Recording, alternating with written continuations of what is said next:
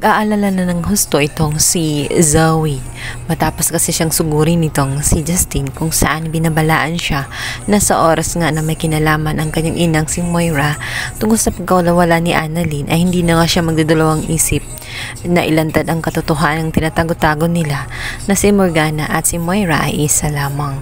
Kung kaya't hindi na mapalagay itong si Zoe, gumagawa na nga siya ng paraan. Pinuntahan niya ang kanyang amang si Don Carlos dahil naniniwala siya na si Don Carlos ang gumawa nun kay Annalyn at wala nang iba pa. Gulat na gulat pa itong si Zoe matapos nga may makita siyang tela na may mga dugo.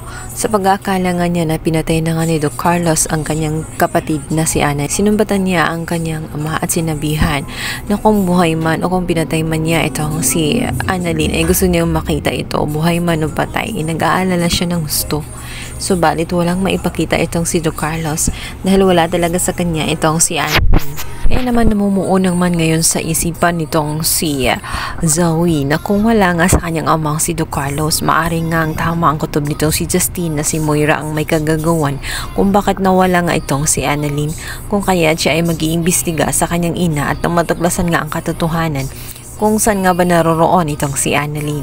Sa kabilang banda, obsessed pa rin itong si Don Carlos at dahil matutuluyan na nga ang kanyang paggabaliw dahil matapos ngang malaman nagising na itong si Lynette mula sa ospital ay tatawagan niya ito upang sasabihin na namiss na niya ito at handa siyang gawin mabalik lang sa kanya itong si Lynette. Kaya naman itong si Lynette ay desperadang makita ang kanyang anak. Sinabi nito na makikipag-ayos lamang siya sa oras na maipakita sa kanya ang kanyang anak na si Annalyn na buhay pa. Tapos nga marinig ni Don Carlos ang sinabi nga nitong si Lynette ay tela na buhayin siya ng loob. May pag-asa pa siya. Kung kaya't gagawin niya ang lahat-lahat, makita lamang niya itong si Annalyn. At natitiyak nga niya na kay Moira yun dahil si Moira lang naman ay isa sa may malaking galit dito kay Lynette at RJ. Kung kaya't kukunin niya itong si Annalyn.